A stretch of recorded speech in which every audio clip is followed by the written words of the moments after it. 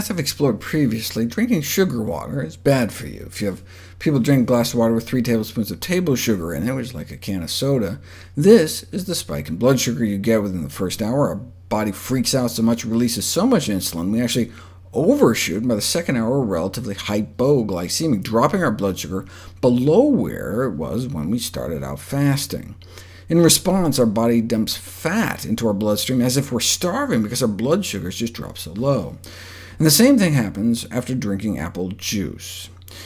Here's what happens to your blood sugar in the 3 hours after eating 4.5 cups of apple slices. It goes up, comes down.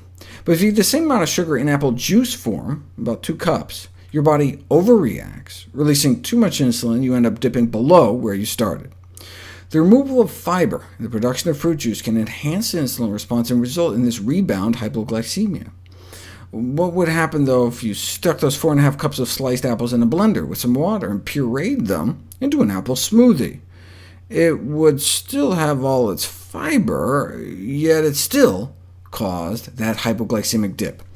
The rebound fall in blood sugars, which occurred during the second and third hours after juice and puree, was in striking contrast to the practically steady level after apples.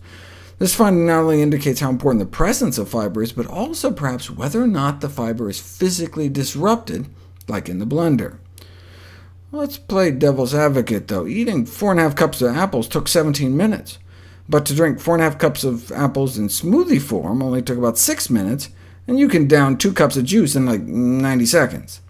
So maybe these dramatic differences have more to do with how fast the fruit entered into our system, rather than its physical form.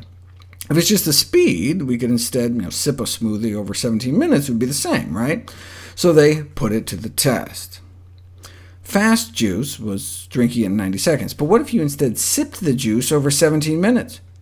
Same problem. So it wasn't the speed, it was the lack of fiber. What if you disrupt that fiber with blending, but sip it as slowly as the whole apple eating? A little better, but not as good as just eating the apple. So eating apples is better than drinking apple smoothies. But who drinks apple smoothies? What about bananas, mangoes, berries?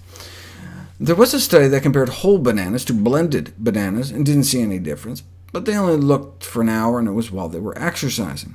Bananas in general, though, may actually improve blood sugars over time.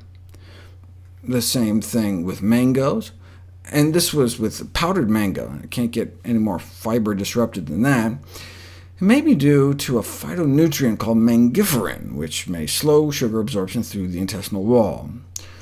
Berries help control blood sugar so well they can counter the effects of the sugar water, even when they're pureed in a blender. Adding blended berries in addition to the sugar water, and you don't get the hypoglycemic dip. You don't get that burst of fat in the blood. Drinking blended berries isn't just neutral, but improves blood sugar control. Again, thought to be due to special phytonutrients that can slow sugar uptake into the bloodstream. Indeed, 6 weeks of blueberry smoothie consumption may actually improve whole-body insulin sensitivity. So while apple smoothies may be questionable, a recipe like Mayo's basic green smoothie recipe, packed with berries and greens, would be expected to deliver the best of both worlds, maximum nutrient absorption without risking overly rapid sugar absorption.